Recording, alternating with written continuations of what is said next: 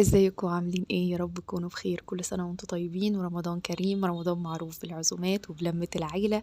فيلا مع بعض الفيديو دوت هقولك على اسرار وتركات محدش هيقولها لك غيري، بس تابعيني للاخر. هعرفك ازاي تعملي عزومة كبيرة وهتاخدي افكار وتركات حلوة قوي تعملي بيها عزومة تشرفك وتشرفك قدام ضيوفك. تعالي مع بعض نشوف هنعملي ايه، وكمان ازاي تنظمي وقتك وما تحتسيش وتعملي عزومة وانتي مرتاحة جدا، حتى لو كانت لعدد افراد كبير وانتي لوحدك بس اللي هتعمليها. تعالي اقولك ازاي تنظمي افكارك وترتبي نفسك وتعملي حاجة حاجة مع بعض كده. واحدة واحدة زي ما بيقولوا، ازاي نعمل الحاجة واحنا مرتاحين. يلا بينا ندخل على المطبخ بتاعنا ونشوف هنعمل ايه. اول حاجة في اي عزومة لازم ان احنا نرتب افكارنا ونشوف هنعمل ايه، ننزل نجيب طلباتنا كلها في يوم واحد علشان خاطر نظبطها. الفراخ من الحاجات اللي ممكن تقعد في التتبيلة يوم ويومين في التلاجة. أول حاجة قبل ما تحطيها في التتبيلة لازم تعمليها في محلول نقع، ده بيفتح الأنسجة بتاعتها وبيخليها تستقبل التتبيلة حلو جدا. أول حاجة أنا حطيت هنا الحافظة ديت بتاخد 4 لتر مية. تمام، هبتدي ان انا احط فيها كوباية كبيرة من السكر واحط عليهم نص كوباية من الملح. ما تستغربوش ان السكر اكتر من الملح، بالعكس بيخلي طعمها حلو جدا. سر حلو جدا هي معلقة الكربوناتو. انا هنا طبعا حاطة كمية عشان انا عاملة كمية فراخ كبيرة، فانا استخدمت، لو انت هتعملي فرخة واحدة بس حطي يعني ربع معلقة. تمام، ربع معلقة كربوناتو هتخلي الأنسجة بتاعتها تفتح وهيخلي التتبيلة تدخل فيها بسهولة جدا. هبتدي ان انا ازود مية وازود المطيبات اللي انا عاملاها، اي حاجة بقى انت بتحبيها، ليمون، قرفة، زر ورد، قرنفل، لوري، حبهان، كل اللي بتفضليه وبتحبي طعمه. انا هنا عملت كمية الفراخ بتاعتي كلها، وبعدين هبتدي ان انا احطها في التلاجة اقل حاجة 6 ساعات عشان خاطر تنزل كمان الدم اللي فيها وتبقى نظيفة جدا وريحتها حلوة. تاني حاجة من الحاجات اللي ممكن أعملها وأخليها عندي في التلاجة هي اللحمة المعصجة. طبعا مفيش أي سفرة في رمضان أو عزومة بتخلى من اللحمة المعصجة. وحاجة كمان مفيدة جدا، لو انت حطيتيها عندك في التلاجة أو في الفريزر او سحبتي منها هتوفر عليكي وقت ومجهود كبير جدا. انا بحب ان انا احط عليها مشروم واحط عليها فلفل الوان، بيديها طعم حلو وكمان بيخلي الكميه بتاعتها تكتر وبيخلي القيمه الغذائيه بتاعتها تعلى. في نفس الوقت واحنا بنعصج اللحمه هنحط معانا صلصه علشان المحشي. انا بحب ان انا اعمل المحشي بتاعي بصلصه اللي هي مش تقليديه، مش نسبك وكده، لا انا بحب ان انا اعمله خفيف كده ني في ني. فبحب ان انا اخد الطماطم الاول غلوه على النار. هبتدي طبعا ان انا اعصج اللحمه بتاعتي وهي شغالة على النار. أول حاجة هنحط سمنة، وبعد كده هننزل بقى باللحمة بتاعتنا، وبعد كده بقى بالجزر والبصل والتوابل بتاعتنا، فلفل أسود والسبع بهارات وقرفة وجنزبيل. ما تكتريش عن كده عشان طعم اللحمة ما يختلفش. وآخر حاجة هي الخضار المقطع معانا، أنا بحب أحطه في الكبة عشان يبقى صغير زي اللحمة كده ويبقى طعمه أحلى ولذيذ وتحسي كده إن كلها داخلة في بعض. هسيبها كده تاخد بقى إيه الغلوة بتاعتها وتستوي، وقبل ما أقفل عليها هحط بقى عليها إيه الملح بتاعنا. طبعا تملحي حسب ما انت ما بتحبي الملح. وفايدة ان انت بتعملي الحاجة قبل العزومة بيوم او بيومين انك بتقدري تظبطي الملح بتاعها والحاجة بتبقى طعمها مظبوط. هبتدي بقى ان انا اديها كده ايه كام تقليبة بالملح، وبعد كده هطفي عليها النار. تمام كده لحد هنا. هاسيبها تبرد خالص، وبعد ما تبرد خالص هبتدي ان انا انقلها في علبة او في كيس واحطها عندي في التلاجة. وقت بقى ما اجي استخدمها اطلعها اقوم حطها على طول في الحشوة اللي انا عايزاها. من الحاجات الحلوة جدا اللي ممكن تعمليها وتخليها عندك قبلها بليلة او بليلتين هي الكفتة. او ما تخافيش مش هيجرى لها حاجة خالص لو حطيتيها في التلاجة، خاصة ان الجو لسه ما بقاش حر قوي، فهتبقى احلى. كيلو الكفتة يعني كيلو اللحمة المفرومة بياخد بصلاية وطماطماية واحدة، ما تزوديش عن كده. تمام، هنبشرهم كويس على الناعم في الكبة بقى او على ايدك. وبعد كده هنبتدي ان احنا نصفي كل المية بتاعتهم. التوابل بتاعتنا بسيطة قوي، بصل باودر، توم باودر، السبع بهارات، ذرة شطة صغيرة، فلفل اسود وملح وجنزبيل وقرفة. حابة انك تزودي اي حاجة تانية براحتك خالص. هبتدي ان انا عندي هنا لكيلو اللحمة المفرومة نص كوباية برغل انا حطاها في مية وسبتها يعني اتنقعت نص ساعة. هنحط كمان بيضة، بس أهم حاجة صفي البرغل كويس جدا، ومعلقتين بقسماط أو معلقتين دقيق أو معلقتين نشا. دي مادة رابطة حلوة قوي هتخلي لك الكفتة كلها ماسكة في بعض ومكلبشة كده مع البيضة، فهتبقى حلوة والصباع ماسك نفسه عامل زي اللي احنا بنجيبه من عند الحاتي. رشة بيكربونات الصوديو أو كمان اللي هو البيكنج باودر. انا حطيت بيكنج باودر ده او ده كله تمام. هبتدي بقى ان انا اخدها كده جزء جزء، وكمان حطيت عليها رشه كده ايه بقدونس الورق بس. وبعدين بقى خدتها جزء جزء كده في الكبة وحطيتها لحد ما بصوا بقت زي العجينة معانا. تاني حاجة أو تاني صنف ممكن إن إحنا نعمله في العزومات وبيبقى حلو جدًا وموفّر أوي لإنه بيرمي كمية كبيرة جدًا، هي اللحمة البوفتيك أو اللحمة اللي الجزار مقطّعها لِك رقيّق. هنا الحتّة ديّة كانت عندي من القولادة، يعني جِبتها والجزار عملها لي شرايح رفيّعة خالص، خدت الجزء منها اللي ينفع إن إحنا نعمله بوفتيك. طبعًا البوفتيك معروف إن هو بيتعمل على طول من انتركوت، بس أنا لمّا جِبت الحتّة ديّة قُلت للجزار عايزاها شرايح رفيّعة، فادّاني الحتّة ديّة بصراحة كانت جميلة وكان طعمها حلو. هابتدي إن أنا آخُد الشرايح اللي هي ما فيهاش جلد أو فيها شَغَل زي ما بيقولوا كده، وابتدي إن أنا أرقّقها خالص ب زي ما أنا ما عملت كده دقّيتها كده بهون بقى بأي حاجة تقيلة، تمام. وهابتدي إن أنا آخُدها عشان أعملها بوفتيك، والجزء التاني هاخده عشان هاعمله مع ورق العنب. هابتدي إن أنا أعمل له تتبيلة حلوة أوي، فاكرين مَيّة البصل والطماطم؟ هاجيبها وأحُط عليها معلقتين خَل، وكمان أحُط عليها توم باودر وبصل باودر، وهاحُط كمان ال7 بهارات وفلفل أسود وملح، طبعًا على حسب الكمية اللي عندِك وعلى حسب قد إيه حُبِّك للتوابل، تمام. هابتدي كمان إن أنا أملّح، ما تملّحيش أوي لإن أنا هاحُط فيها فيجيتار، يعني أنا ما ملّحتهاش أوي لإن كمان البصل الباودر، التوم الباودر بيبقوا مالحين شوية. فأنا هابتدي بقى إن أنا أزوّد مَيّة هنا، وبعدين الخلطة ديّة هاحُطّها على اللحمة. الخلطة دي أنا ممكن أسيب اللحمة فيها يوم ويومين في التلاجة ما بيجرالهاش أي حاجة خالص، بس أنا هنا سِبت البوفتيك معايا لحد تاني يوم، وبعد كده عملته في البيض وفي البقسماط وحطيته في الفريزر يبقى جاهز على القلي على طول. خلاص، بعد 6 ساعات تقريبًا طلّعت الفراخ من المَيّة بتاعتها طبعًا، هاورّيها لكم دلوقتي شكل المَيّة بقى عامل إزاي عشان تشوفوا الفرق أو الفايدة بتاعة إن إحنا نعمل الخطوة بتاعة النقع بتاعة المَيّة. هنعمل أول حاجة التتبيلة السايلة ودي استخدمتها للوراك طبعًا، عندي على الصفحة موجودة من زمان وبجد ما باستغناش عنها، طعمها حلو جدًا وكمان ريحة الفراخ بتبقى حلوة أوي. توم وبصل وطماطم وفلفل كمان هاحطهم في الخلاط، هاحط معاهم طبعًا الملح، أحط الملح بتاعي اللي أنا بافضّله أو على حسب الكمية بتاعتي. وطبعًا لو جاي لِك ضيوف تشوفي طبعًا أو تكوني أنتِ عارفة هُم بيحبوا الأكل إيه، مالح، حادق، يعني دلع شوية، مشطشط شوية، الكلام ده، لإن طبعًا أنتِ هتأكّليهم على ذوقهم مش على ذوقِك أنتِ. كام تمام؟ هنحط بقى هنا كمان معانا ال7 بهارات، بتدّي طعم حلو جدًا ونَفَسها بيبقى حلو أوي في الفراخ. هنحط كمان معانا بصل باودر وتوم باودر، وكمان هنحط زعتر، وهنحط معلقة سكر صغيرة، كل التوابل بقى اللي عندِك اللي أنتِ بتحبيها. وكمان حطيت معلقة خُلنجان، الخُلنجان حلو جدًا في الفراخ، هاتيه من عند العطار قولي له عايزة خُلنجان هيدّيكِ، تمام. وحطيت بقى كل التوابل اللي أنا باحبها في الخلطة ديّة، تقدري طبعًا تحطي اللي يريحِك، التوابل تقدري تلعبي فيها براحتك، بس الأساسي بصل باودر، توم باودر، فلفل أسود، ال7 بهارات حبّة صغيّرين، وكمان تحطي معاكِ الزعتر، وكمان تحطي البهارات بتاعة الفراخ، وجنزبيل حاجة بسيطة، وقرفة برضه حاجة بسيطة علشان خاطر لو في ريحة كده والّا كده تضبّط لِك الدنيا، تمام. أنا هنا حطيت التوابل بتاعتي كلّها، وهابتدي إن أنا آخُدهم في الخلاط وأزوّد عليهم مَيّة، وبعدين أعصرهم كلّهم عصرة مع بعض حلوة لحد ما أحس كده إن كل المكونات دي بقت عصير. هاطلّع بقى معايا الفراخ بقى من التلاجة، بُصّوا الملح والسُكّر بيخلّي الفراخ تطرد أي دَم منها، تطرد أي زفارة منها. هازوّد بقى على الخلطة اللي أنا عملتها في الخلاط ديّة خَل وزيت وليمون، تمام. هاحط بقى الخلطة كلّها مع بعض كده مع الفراخ وأضبّطهم كده وأدّيهم كده مساج كده بالخلطة اللي أنا عاملاها دي، وأنقلهم على علبة وأحطهم في التلاجة يوم، 2، 3 بس، مش أكتر من كده، تمام. تقدري تخلّيها عندِك هيبقى طعمها حلو، خاصةً إن إحنا لسه في شتا، لسه الجو ما حرّرش. لو في الصيف التتبيلة دي ممكن تحطّي فيها الفراخ أقل حاجة يوم بس وبعد كده تحطّيها في الفريزر عادي، لكن في التلاجة لو هتحطّيها في التلاجة هو يوم واحد بس، ده في الصيف، لكن في حالة الشتا اللي إحنا فيها ده يوم ويومين و3 بيبقى الجو زي الفل. معانا بقى الفرخة ديّة أنا حبّيت إن أنا أعملها زي يعني شواية زي اللي هُم بيعملوها في المطاعم، فورّيتِك أنا فتحتها إزاي. أول حاجة بتفتحيها، بتمسكيها كده من عند الصدر وتبدئي إن أنتِ تفتحيها، أهم حاجة حاجة سكينتك تكون حامية، أنا السكينة عندي ما كانتش حامية قوي فتعبتني شوية. بصي بقى عشان تخلي الصدر بتاعها رقيق هتعملي ايه؟ هتبتدي ان انتي تاخدي من عند الجناح، مش من المفصل، من جنب المفصل، وتبدأي انك تنزلي كده من جنب العظمة بتاعة الصدر، وتبدأي تشرحي الصدر كده وتعمليها فراشة. الموضوع سهل جدا، وعلى فكرة بيتعمل بكل سهولة. ولو انتي مش عارفة تعمليه، قولي لبتاع الفراخ اعمل لي الفرخة فراشة، هيعملها لك كده، هتبقى جميلة. هنبتدي بقى ان احنا نعمل فيها فتحات، وان احنا كمان نكسر العظم بتاعها، بس نحافظ على الشكل بتاعها علشان خاطر لما نيجي نحطها على الشواية تفضل كده زي ما هي بالشكل بتاعها ده.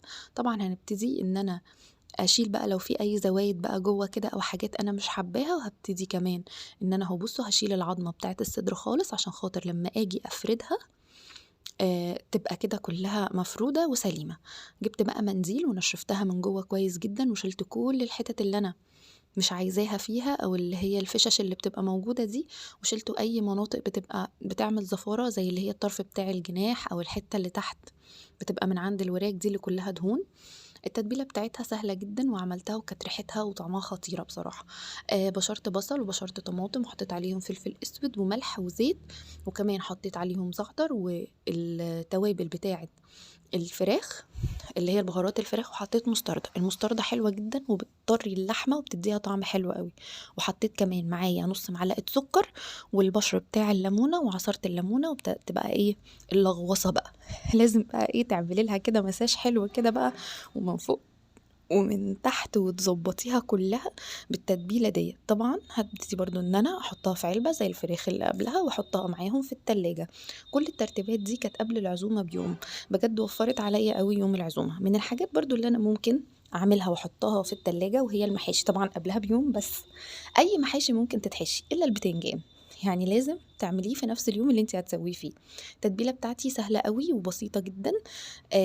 تقدري طبعا تحطي التوابل اللي تريحك، بس انا بجيب بهارات محشي من عند العطار، وبحط كمان معايا اللي هو دبس الفلفل اللي احنا عملناه عشان لونها يبقى احمر، وكمون وكزبره وحبه سماق صغيرين، والملح بتاعي وفلفل اسود، وبس كده. بحط كمية بصل كبيرة فيها، وبحط كمان خضرة كبيرة فيها، وبعمل مزيج ما بين الصلصة اللي أنا كنت عاملة الطماطم بتاعتها، أنا عاملة الصلصة معاكم قبل كده في فيديو، وكمان بحط كمان طماطم أنا ضرباها في الخلاط. المزيج ده بيخلي الصلصة بتاعتي حمرا ومتماسكة، ومش مش صيصة كده، لا، ني في ني، بس طعمها لذيذ، بتبقى اخف وبتبقى احلى، وبتبقى بصراحة طعمها رائع. انا هنا عملت البصل مع التوابل، لازم الاول يدعك كويس جدا، وبعد كده تحطي عليها الخضرة، وبعد كده تحطي عليها الطماطم بتاعتك. طيب هنا انا عاملة محاشي قد ايه؟ انا كنت عاملة محاشي كمية كبيرة، بس ممكن اقدر اقولك الممبار مثلا لو انت عاملة كيلو بياخد نص كيلو، لو انت عاملة ورق عنب، ورق العنب الكيلو بياخد كيلو رز، الكوسة والبتنجان كل كيلو بياخد ربع كيلو، يعني كيلو البتنجان بياخد ربع كيلو رز، طبعا بالخلطة. انا بتكلم على الرز بس عشان تقدري تظبطي كمية الرز على الخلطة بتاعتك. محشي الكرنب، كيلو ورق الكرنب بياخد نص كيلو رز. رز يا جماعة مش رز بالخلطة، تمام؟ عشان لو تقدري تظبطي الكميات بتاعتك. ورق العنب هنا معايا هوريكي طريقة سهلة جدا بحيث ان هي تساعدك لو انتي هتعمليه لوحدك ومفيش حد يساعدك فيه مثلا، او مثلا هتعمليه وعايزة تعملي كمية كبيرة في وقت قليل. لازم تحطي زيت وخل مع ورق السلق وهو بيتسلق، يعني مع الورق وهو بيتسلق. الزيت بيساعد ان الورق يبقى مزحلق كده ومزفلط كده، ويخليكي ان انت ايه يبقى سهل ومش ماسك في بعض ومكلبش، تمام؟ وورق العنب مش بيتسلق كتير، هو يا دوبك تحطيه في الميه تطلعيه على طول، يعني لونه بس يتغير. سلقت كمان بصل، البصل محشي حلو جدا وطعمه بيبقى خطير وحلو قوي مع ورق العنب او مع اي محاشي عموما، انا بحبه فعملت منه برضو كميه صغيره كده. فحبيت ان انا اوريكم عملت ايه. شقيت البصلايه وبعد كده يعني مش للاخر، وحطيتها في ميه تغلي يا دوبك بس دبلت كده عشان اقدر ان انا افصصها كده من بعض. البصل اللي هو طلع دوت هخليه برضو يعني مش هرميه، هستخدمه برضو معايا ليه استخدام تاني قدام. خلاص كده هعمل بقى كل كمية البصل اللي عندي، وبعد كده نشوف احنا هنعمل ايه. من الحاجات اللي احنا ممكن نعملها ونشيلها في الفريزر او في التلاجة، لو انتي طبعا عندك وقت طويل مثلا يعني يومين 3 ولا حاجة، او قبلها بيوم حتى، انك تعمليه وتسلقيه وتحطيه عندك في التلاجة. هو الممبار سهل قوي انك تجيبيه كده وتحشيه وتسلقيه وتخليه عندك وتطلعيه على التحمير بس. طبعا انا عاملة فيديو برضو طويل وفيه كل تفاصيل الممبار من اول تنظيفه لحد ما نعمله ونحمره، هحط لكم اللينك بتاعه. بس حبيت اوريكم ان انا لما باجي بحشي الممبار لازم كده ان انا ابططه كده وما احشيهوش بالرز كتير قوي عشان خاطر ما يفرقعش مني. كان في اطفال طبعا في العزومه فعملت لهم شويه بوبس كده صغيرين. هو عن طريق انك بتجيبي الممبار كده بعد ما تحشيه وان انتي تربطي، يعني تعملي فواصل بالخيط. طبعا الموضوع عايز صبر شويه لان ايه، انت بتفضلي انك تقصي طبعا في الخيط وان انت تربطي، ولازم تربطي لما تربطي جامد عشان خاطر ما يفكش منك او الرابطه تفك منك اول ما تنزليه في الميه المغليه. تمام، هتعملي بقى ايه، بصي شكله جميل عامل زي العقد لولي. هناخده طبعا نسلقه، الميه لازم تكون بتغلي عشان خاطر يلم على بعضه على طول. ده بقى كان يوم العزومه الصبح. الحاجات بقى اللي هي ايه ما ينفعش ان احنا نعملها غير في نفس اليوم. بصراحه يعتبر كان كل الحاجات عندي متجهزه ويدوبك على العمايل، بس انا داخله المطبخ الظهر خارجه على المغرب عامله سفره الحمد لله يا رب. كانت مشرفاني الحمد لله يا رب. هنا بقى إيه معايا اللي هاحضّر الصواني بتاعة ورق العنب. أول حاجة أنا باحط تحتها لحمة بتدّيها طعم أحلى، وكمان بيبقى شكلها حلو جدًا لمّا بنيجي نقلبها، وبيبقى طعم اللحمة كمان جميل. فاكرين اللحمة اللي إحنا جبناها وقسمنا نُصّها خدناه بفتيك والنُص التاني، هو ده بقى النُص التاني إن إحنا هنعمله حبّة سمنة كده هتشوّحي فيها اللحمة بتاعتِك وتنزلي عليهم ببصلاية مقطّعاها، وكمان تحطي عليها فلفل أسود وملح وحبة بهارات، ال7 بهارات صغيرين أوي أو بهارات لحمة، ما تكتريش عن كده لأن إحنا عايزين طعم اللحمة يبقى باين. هتشوحيهم مع بعض، الريحة خطيرة، هتنزلي عليها بعد كده بالبصل اللي إحنا كنا القلب بتاع البصل اللي إحنا كنا سالقينه، وكمان ما تنسيش تحطي عليهم شوية خل عشان خاطر تساعد إن الأنسجة بتاعته تبقى حلوة ويستقبل كده إيه ال ال الأطعمة اللي هتنزل عليه من ورق العنب، وكمان اللحمة تستوي بسرعة مع ورق العنب. هابتدي بقى إن أنا أرص الرصة بتاعتي بقى. أول حاجة لازم أحط تحت في القعر كده بصل وتوم وشرايح من التوم، وكمان ليمون وحبة خضرة، وابتدي أرص عليهم اللحمة، وبعد كده أرص ورق العنب زي ما أنا عايزة، صف 2 3 براحتك خالص. بس يعني حاولي إنك تعملي الحاجات يبقى السقف بتاعها مش عالي قوي عشان خاطر لما تيجي تقلبيها ما تنهارش منك يعني. حبة توم كده على الوش، حبة دبس رمان لازم لازم لازم بيخلي طعم ورق العنب تحفة ومزز مزازة فظيعة للناس اللي بتحب الأكل مزز وطعمه حلو في نفس الوقت. طبعًا البهاريز اللي فضلت معانا في الطاسة ديّة مش هنرميها، هنحط عليها الشوربة اللي هنسقي بيها ورق العنب ونسقي بيها ورق العنب. البوفتيك أنا طلّعته. ده كان أول حاجة برضه من الحاجات اللي أنا عملتها الصبح أول ما قُمت، إن أنا عملت البوفتيك في البيض وفي البقسماط وفي الدقيق. أول حاجة لازم إنِّك تحطيه في دقيق عشان يحفظ اللحمة واللحمة بتاعتِك ما تنشفش، تمام. دقيق، بيض، بقسماط، عادي جدًا زي ما بنعمل أي حاجة في بيض وبقسماط. الفرخة اللي أنا عملتها فراشة حطيتها في الشواية وحطيت لها كده فرشة من تحت بصل وطماطم، وبعد كده آخدها على الفرن، فرن سخن لازم يكون سخن قبلها، وتحطي طبعًا في صينية تحتها حبة مَيّة. الوراك عملت نفس الموضوع بالضبط وهاسيبهم بقى يتشووا كويس. كان عندي شوية فراخ كده صغننة فحطيتها على الطاسة من فوق أو على صينية من فوق، وبعدين هادخّلها الفرن تاخد وِش أسهل، وكمان يعني أوفر، وكمان عشان المكان عندِك لإن طبعًا كلّه هيبقى شغال في نفس الوقت.